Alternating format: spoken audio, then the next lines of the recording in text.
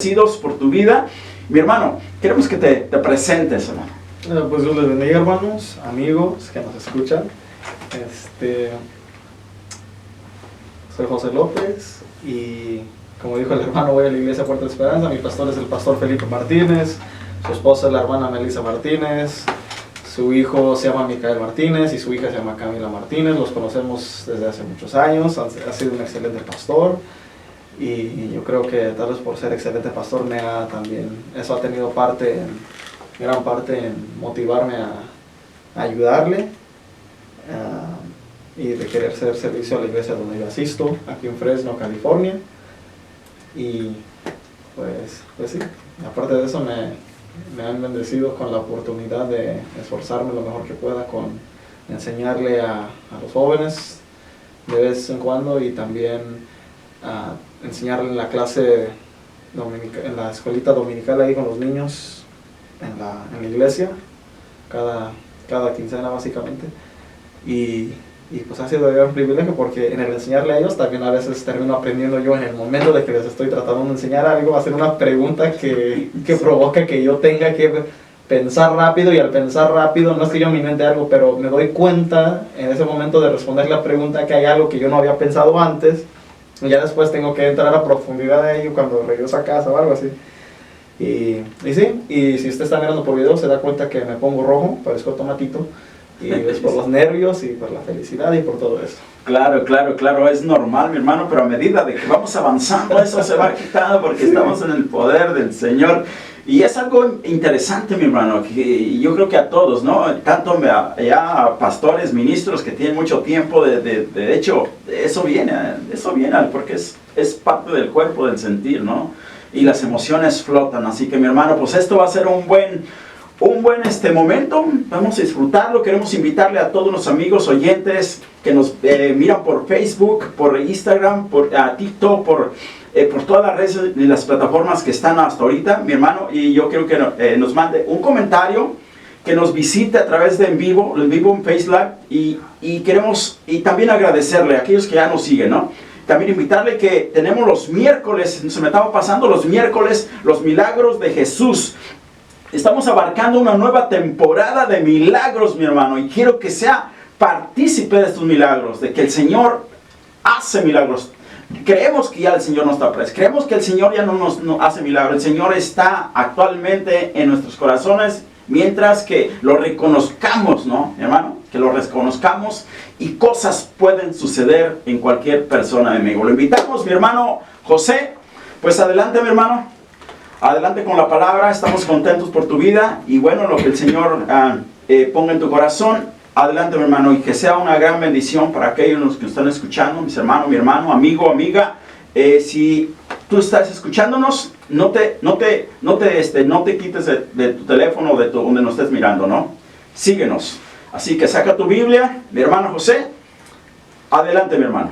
Los hermanos, el mensaje de hoy, si usted nos sigue en Facebook, a esta radio se dará cuenta que el hermano puso como título mensaje de salvación, y el punto de este mensaje, bueno, no es que ese sea el título del tema, ¿no? Pero el tema que traigo es a fin de que al escucharlo sea usted conmovido a recibir esa salvación que Cristo ofrece, porque hace un poquito más de 2025 años Cristo murió en la cruz, resucitó al tercer día y ascendió al cielo.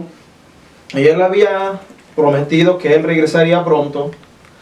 Y mucha gente dice que eso hace más, como ya dije, hace más de 2025 años que Cristo dijo y hizo todo eso. Entonces, ¿por qué no ha regresado? ¿Por qué se tarda todavía? Y Pedro dice en su primera epístola, primera de Pedro, en el capítulo 3, si no me equivoco, que Dios no retarda su promesa como algunos la tienen por tardanza. O sea, mucha gente asume de que, porque no ha pasado, es que se está tardando mucho. Dice, pero en ese mismo verso dice Pedro, no es que Él retarde su promesa como algunos la tienen por tardanza, sino que Él es paciente para con todos nosotros, no queriendo que ninguno se pierda, sino que todos procedan al arrepentimiento, ¿verdad? Entonces, mientras Él no regresa, nosotros no consideramos que Él se ha tardado. Dice otra parte de la Biblia que para Él para Él un día es como 1000 años y 1000 años es como un día. Y si usamos ese estándar de medida de tiempo, se puede decir técnicamente que apenas ha pasado pues 2 días y un poquito más nomás en el tiempo del Señor, ¿verdad? Si es que el tiempo le aplica a Dios, pero sabemos que por ser eterno Él está fuera del tiempo, ¿verdad? Pero a lo que yo quiero llegar es que humanamente ha pasado el tiempo y nos vamos acercando cada día más al día en que Cristo ha prometido levantar a la iglesia de esta tierra. Y por eso el mensaje de esta tarde, su título es La muerte y el juicio. Y usted pensará, no, pues qué mensaje tan alentador, qué mensaje tan... Es irónico que alguien le ponga ese título al mensaje que se supone que quiere alcanzar almas, pero la cosa es que al predicar la salvación, si yo le quiero hablar del cielo, yo le quiero hablar de los beneficios del reino del cielo, y le quiero hablar de las bendiciones de Dios, y yo le quiero hablar de la relación que tenemos con Dios el Padre a través de Cristo Jesús, nuestro Señor, que aún Hebreos llama a nuestro hermano mayor y sumo sacerdote y apóstol de la profesión de nuestra fe. Entonces, si yo quiero presentarle todo lo bueno a una persona, a un grupo de gente, es como un trato de negocio. Se le presenta todo lo bueno al que es el cliente potencialmente, y si no compra el producto se le dice, y si no lo compras va a ser más difícil que hagas esto, que hagas el otro, porque no tienes el producto, porque esto que el otro, ¿no? Y de la misma forma aquí al predicar el evangelio, que por cierto no es un negocio, pero en cierto sentido la manera en que se anuncia el evangelio, yo no podría yo verdaderamente decir que le he predicado el evangelio a alguien, habiéndole dicho todo lo del reino del cielo, y no le platico, no le comparto el peligro de no aceptar el reino la salvación de Cristo para entrar al reino del cielo. En este caso, cuando uno es ámbulo descompuesto, no sale un monstruo con un cadáver que ya se deshizo en la tierra, no. Sale un cadáver glorioso. Es más, no se le puede decir cadáver, porque cadáver es un cuerpo que no está vivo. Sale una persona con un cuerpo renovado. Dice, no precederemos a los que durmieron, pero el Señor mismo, con voz de arcángel, con voz de mando, con trompeta de Dios, descenderá del cielo, y los muertos en Cristo resucitarán primero. Dice el verso 17, luego nosotros los que vivimos, los que hayamos quedado, seremos arrebatados juntamente con ellos en las nubes para recibir al Señor en el aire, y así estaremos siempre con el Señor. Por tanto, alentaos los unos a los otros con estas palabras.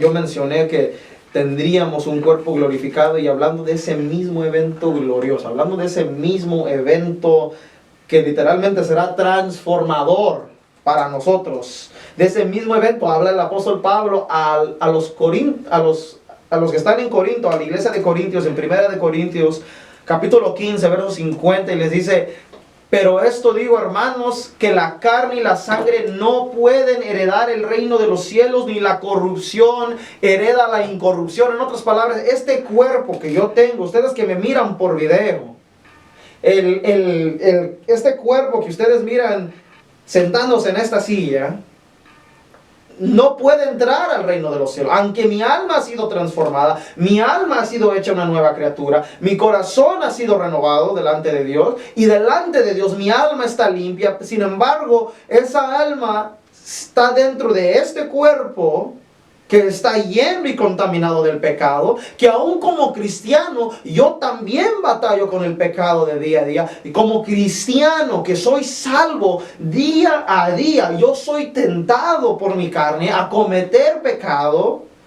Y triste, lamentablemente, como dice Pablo en el libro de Romanos, en capítulo 7, hay veces que yo no quiero pecar, y mi carne me lleva al pecado y hace que cometa lo que yo no quiero hacer y lo bueno que yo quiero hacer. Hay veces que no logro hacerlo por la ley del pecado que está en mi carne.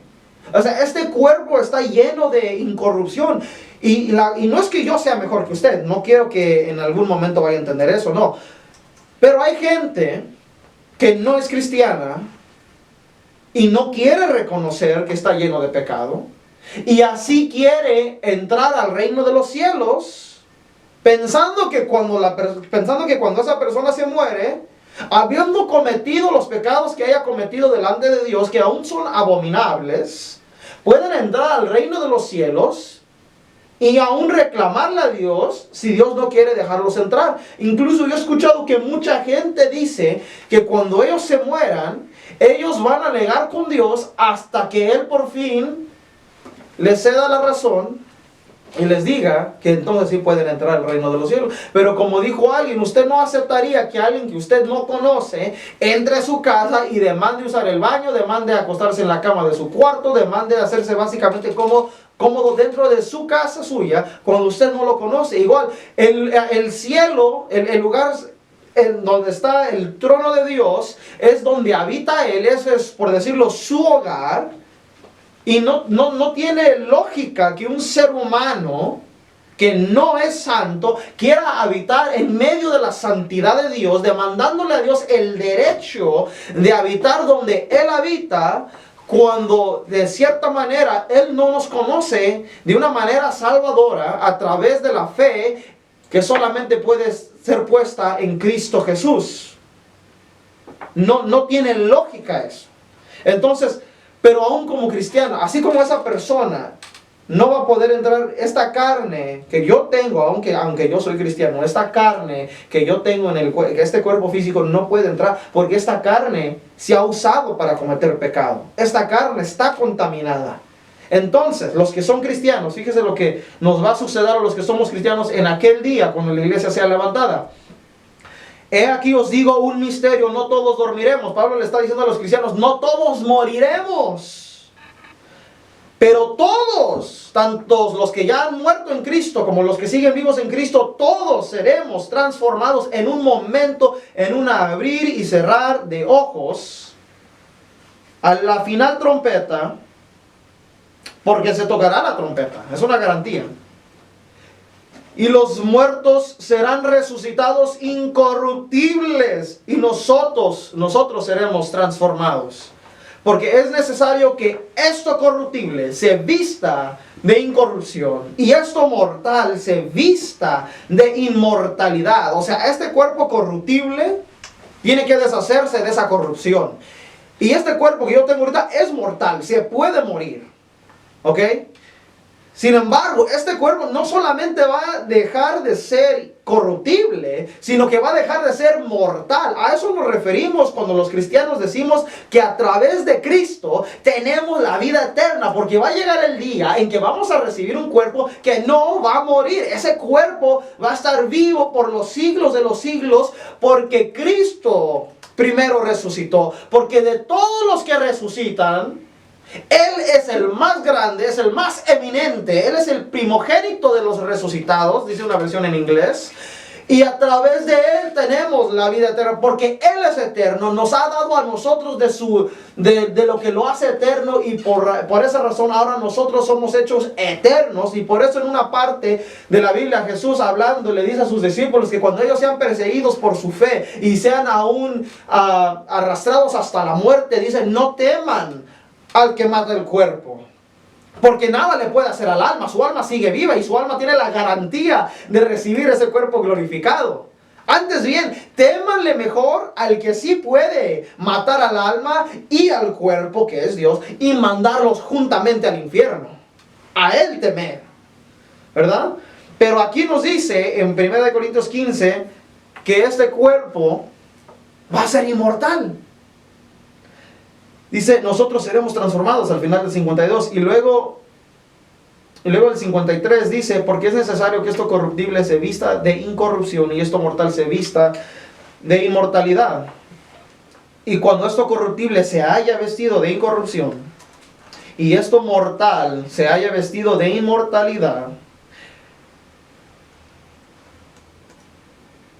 entonces se cumplirá la palabra que está escrita, que esto está escrito en Isaías 25, verso 8. Sorbida es la muerte en victoria. Y luego el verso 55 hace una pregunta: ¿dónde está, oh muerte, tu aguijón? ¿Dónde, oh sepulcro, tu victoria? En otras palabras, podremos de una manera burlona, preguntarle a la muerte y sarcástica, ¿dónde está el poder que tú tenías sobre mí? ¿Dónde está el poder que tenías sobre mis seres queridos? Que según la muerte se gozaba de que por fin se murió tal persona cristiana. Pero va a llegar el día que aunque la muerte tenga victoria sobre los cadáveres de esas otras gentes y su cuerpo no será transformado para gloria, nosotros podremos preguntar a la muerte, ¿dónde está ese poder? Porque sobre mí ya no tiene poder la muerte, en el sentido de que tal vez yo me muera en este cuerpo físico, pero la muerte no va a poder evitar de que yo reciba el nuevo cuerpo glorificado. Y por esa misma razón, aún Satanás mismo tiene que revolcarse de coraje de que él ya no tiene control sobre mí en ese aspecto. Es más, en ningún aspecto, porque yo le pertenezco enteramente a Cristo Jesús. Ahora dice el verso 56, ya que el aguijón de la muerte es el pecado y el poder del pecado la ley, mas gracias sean dadas a Dios que nos da la victoria por medio de nuestro Señor Jesucristo. Así que, hermanos míos amados, estad firmes y constantes creciendo en la obra del Señor, siempre sabiendo que vuestro trabajo en el Señor no es en vano. Ahora, como he dicho, esa es la bendición del cristiano para ese día, porque somos salvos. Pero ¿por qué es que yo me gozo tanto? Porque es que yo me aferro a esa promesa. Yo me aferro a esa promesa porque yo conozco que mi Dios, que es un Dios de misericordia a los que se arrepienten. Yo reconozco lo que dice el Salmo 113. Y yo sé que es cierto, que sus misericordias son como los cielos sobre la tierra hacia los que se arrepienten de su pecado. Así como está el oriente del occidente, hizo alejar de mí mis rebeliones, mis pecados y mis transgresiones. ¿Y por qué es que yo me gozo al entender eso? Porque si Él no aleja de mí mis transgresiones, si Él no aleja de mí mi iniquidad, si Él me deja en mis pecados, si su mano de misericordia no me cambia, no me transforma y no me saca de aquel hoyo de perdición, de aquel lodo cenagoso, entonces, si yo me quedara en esa condición, entonces cuando viene ese día, yo no tengo la promesa de ese cuerpo glorificado. Yo permanecería en mi pecado. Y si yo permanezco en mi pecado, conforme a Efesios, yo sería un enemigo de Dios. Y mi Dios, por más misericordioso que es un Dios justo. Es un Dios recto de sabiduría, lleno de sabiduría, que Él sabe exactamente cómo justamente castigar a todo pecado. Él no es un Dios que no castiga el pecado de aquel que no se arrepiente. Pero ¿qué es esto de arrepentimiento? ¿Qué es esto de arrepentirse? La palabra arrepentimiento en el griego original que se usa en la Biblia, en el Nuevo Testamento, significa un cambio de mente. O sea, si antes yo pensaba que esto era correcto, ahora yo pienso que es incorrecto, porque la Biblia le llama pecado. Y la palabra pecado significa transgresión de la ley de Dios. Pero no es un cambio de mente solamente que me hace pensar diferente, sino un cambio de mente, un cambio de pensamiento que me lleva a comportarme genuinamente de una manera diferente, que ahora es aceptable delante de Dios. Y yo sé que es aceptable delante de Dios si es que se conforma al estilo de vida que está establecido que un creyente viva, basado en lo que está escrito en este libro que se llama la Biblia. Y no es que por obras yo sea salvo, no, sino que mi fe me lleva a hacer obras que Él ha establecido que yo obre desde antes de la fundación del mundo. Pero es por la fe en Cristo Jesús. Si uno no tiene fe, entonces, con gran tristeza le digo, que si usted es la persona que no tiene fe, lamento decirle que no entrará al reino de los cielos. Que usted será la persona día y noche. Y no es que exista día y noche en la eternidad, sino que a lo que se refiere es que para siempre el humo del tormento de los injustos que no se arrepintieron, ese humo de tormento ascenderá y le traerá complacencia al Señor mismo, porque es justicia. Ahora, regresando al verso con el cual abrí en Hebreos capítulo 9, dice que Cristo, en el verso 24, dice, porque no entró Cristo en el santuario hecho de mano. Cristo subió al cielo después de haber estado aquí. Cuando Él resucitó, estuvo aquí en la tierra por un tiempo y luego ascendió al cielo. Él no entró al templo de Jerusalén para abogar por nosotros delante del Padre. No. Él entró hasta el lugar que le pertenece para sentarse a la diestra del Padre, su lugar que le pertenece a Él como Cristo. Dice, y ese lugar a donde Él entró en el cielo, simplemente es una figura, es allá en el cielo, perdón, me equivoqué. Cuando Cristo entró al santuario, que no fue hecho de mano, ese lugar fue representado por el lugar que había en la tierra conocido como el templo, donde el templo estaba dividido en el lugar santísimo, pero más profundo adentro había el lugar santo, y más adentro estaba el lugar santísimo, donde solamente entraba el sumo sacerdote una vez al año con sangre ajena, que es la sangre de un cordero, para pedirle a Dios perdón por sus propios pecados y por los pecados del pueblo. Sin embargo, Él no entró a este lugar físico, terrenal, que es hecho de mano. Esa es figura del lugar verdadero, que el lugar verdadero es el lugar que está en el cielo, delante de la misma presencia de Dios el Padre. Y dice que lo hizo para presentarse ahora por nosotros ante Dios. Y verso 25 dice, y no para ofrecerse muchas veces, como entra el sumo sacerdote en el lugar santísimo cada año con sangre ajena. O sea, año tras año el sumo sacerdote tenía que seguir entrando. Pero Cristo no tiene que hacer eso. Él entró una vez y con eso basta. Es más que suficiente la vez que Cristo entró. Porque la sangre que Él lleva no es sangre ajena, sino que es su propia sangre que fue derramada en la cruz del Calvario para perdón de nuestros pecados. Y Él no necesita perdón de sus pecados porque Él nunca ha cometido pecado. Porque aunque fue tentado, nunca pecó, porque Él sí es perfecto. ¿Por qué es perfecto Él? Porque Él no nació conforme a generación ordinaria como nosotros, generación de Adán, el primer hombre, sino que Él nació de una virgen. Él no viene de esa generación de Adán. Por tanto, su sangre de Él, que es limpia, cuando fue derramada en la cruz del Calvario, es suficiente para presentarla delante de Dios, limpia de pecado, y una vez por todas, abogar por nosotros para la eternidad. El beneficio que tiene Cristo sobre el sumo sacerdote terrenal es que Él no tiene que entrar año tras año. Él entró una sola vez. Segundo, la sangre que Él presenta no es sangre ajena. Tercero, la sangre que Él presenta no es sangre cualquiera, sino que es sangre santa.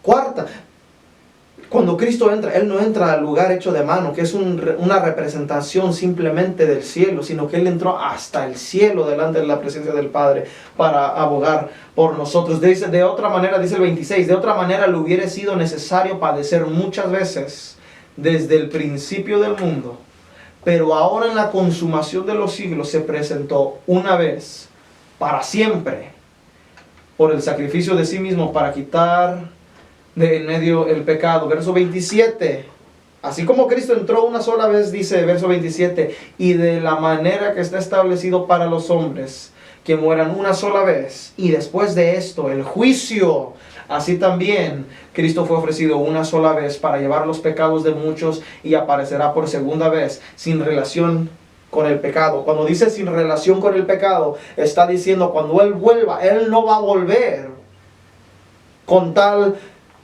de salvarnos del pecado como lo hizo la primera vez, sino que Él vendrá con autoridad a levantar a su iglesia. Por eso dice, no vendrá con relación, dice, vendrá otra vez sin relación con el pecado para salvar a los que le esperan. Si usted lee conmigo segunda de Timoteo, era la segunda carta que el apóstol Pablo le escribe básicamente a lo que era su alumno, su discípulo personal, Timoteo. que terminó siendo el pastor en la iglesia de Éfeso, si no me equivoco era Éfeso, le dice en 2 de Timoteo capítulo 4 en el verso 7, he peleado la buena batalla, he acabado la carrera, he guardado la fe, por lo demás me está guardada la corona de justicia, la cual me dará el Señor juez justo en aquel día, y no solo a mí, sino también a todos los que aman su venida.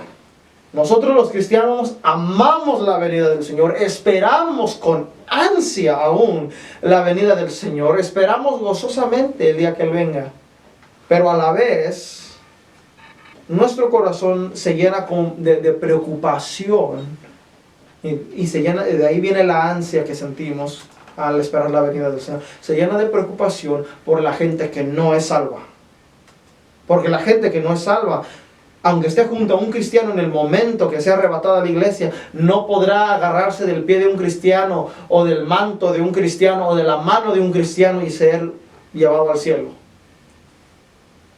Sino que esa persona eventualmente se parará delante de Dios en el juicio del gran trono blanco. Tendrá que dar cuenta por todo lo que ha pensado, dicho y hecho delante de un Dios justo. Y dice la Biblia que toda rodilla se doblará. Dijo un predicador, Paul Washer, las rodillas se doblarán, las rodillas de los salvos se doblarán voluntariamente, mas las rodillas de los impíos serán quebrantadas. Pero de alguna forma u otra todos doblarán sus rodillas ante el Señor. Todos tendremos que dar cuenta. Y nosotros, los cristianos, cuando demos cuenta, nosotros no tenemos de qué preocuparnos, porque la sangre de Cristo nos limpia. A los impíos no tendrán la sangre de Cristo porque la habrán rechazado. Los impíos estarán muertos, y cuando digo muertos no me refiero a aniquilación como predican los testigos de Jehová. No me refiero a esa muerte, sino que a la muerte, yo me refiero a una muerte que es una separación de Dios. Y alguien que odia a Dios dirá, ¿y yo para qué quiero estar junto a Dios? ¿Yo para qué quiero estar en su presencia? No me refiero a una separación de Dios geográfica. No me refiero a una separación de Dios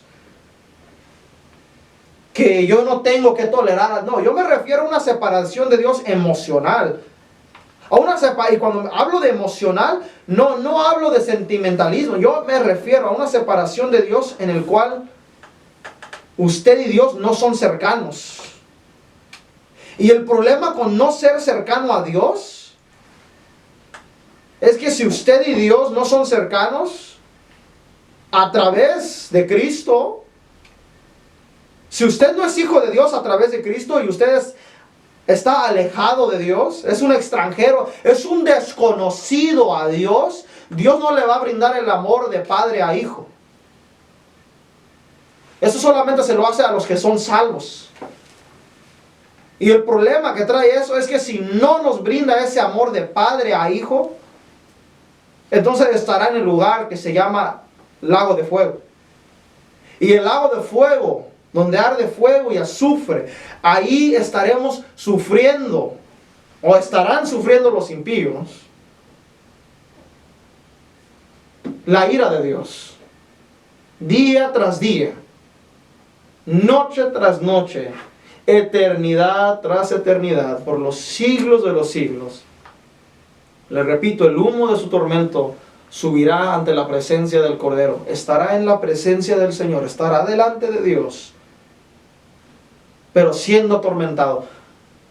Mientras los hijos de Dios estaremos en un lugar llamado la Nueva Jerusalén, donde la presencia de Dios mismo, Él mismo estará ahí, y Él será nuestro Dios, y nosotros seremos su pueblo. Y por eso, si usted no es salvo, si usted no ha puesto su fe en Cristo Jesús, le invito y le suplico que por favor, por bienestar de su alma y aún de su cuerpo, por bien de todo su ser, le suplico que por favor, en esta hora, suelte todo orgullo, deje los argumentos de que es que no ha regresado, es que la ciencia dice que Dios no existe, es que la filosofía me dice esto, es que yo no creo en la religión. Olvídese de la religión. Yo le estoy invitando que por favor simplemente se enfoque en Cristo Jesús. ¿Qué es lo que olvídese de lo que le dice la iglesia local, olvídese de lo que le dice la iglesia católica, levante una Biblia, lea la Biblia. ¿Y qué es lo que la Biblia le dice acerca de Cristo? ¿Qué es lo que la Biblia le dice acerca de la salvación? ¿Qué es lo que la Biblia me dice acerca del juicio donde yo tengo que dar cuenta delante de Dios? En eso hay que enfocarnos, en eso hay que nosotros que poner nuestro enfoque. De otra manera no hay salvación, no podremos usted y yo llegar al cielo si no es por la fe en Cristo Jesús. La fe en Cristo Jesús, que es conforme solamente a estas escrituras que están aquí. Yo sé que muchos de ustedes son aún más estudiados que yo. Muchos de ustedes tal vez aún son más sabios, más avanzados en edad que yo. Hablan más lenguajes que yo. Muchos de ustedes son mejor que yo en muchos aspectos. Y no es que yo sea mejor que ustedes, porque yo tampoco me merezco la salvación. Así como Cristo me la dio por misericordia, Cristo en este momento les extiende su misericordia. Y ahí donde usted está sentado, ahí donde usted está parado, si usted está escuchando esta radio en su lugar de trabajo, si usted la está escuchando en el coche y va manejando, le pido que se orille, por favor, no vamos a hacer algo peligroso aquí. Se orille cuando sea seguro hacerlo, incline la cabeza, cierre sus ojos y le pida al Señor que tenga misericordia de usted. Con el trigo y los ángeles, los siervos, los oradores le dijeron: Señor, alguien ha hecho esto. Y el Señor les dice: sí, fue un enemigo. Y dice que el enemigo es el diablo, es Satanás mismo sembrando cizaña. Y los ángeles le dicen: Señor, ¿quieres que nosotros arranquemos la cizaña? Y dicen: no.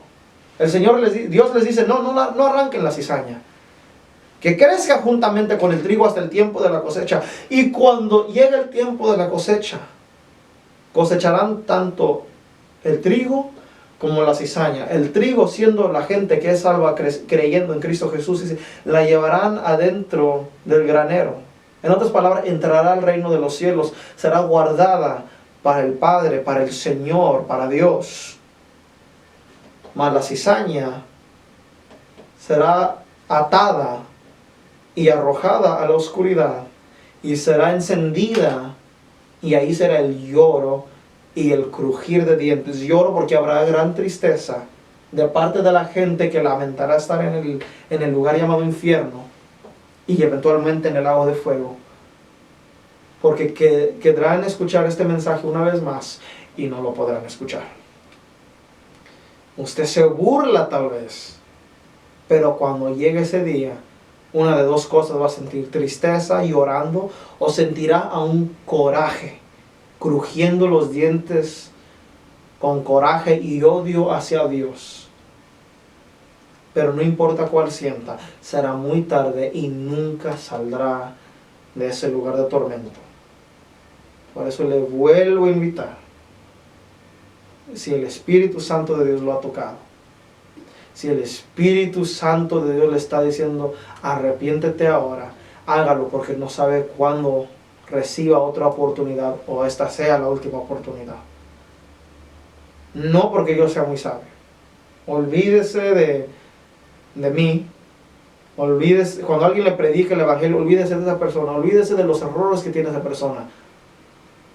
Porque usted alegando con Dios: es que ese predicador tiene problemas. No va a excusar los problemas que usted tiene ante Dios.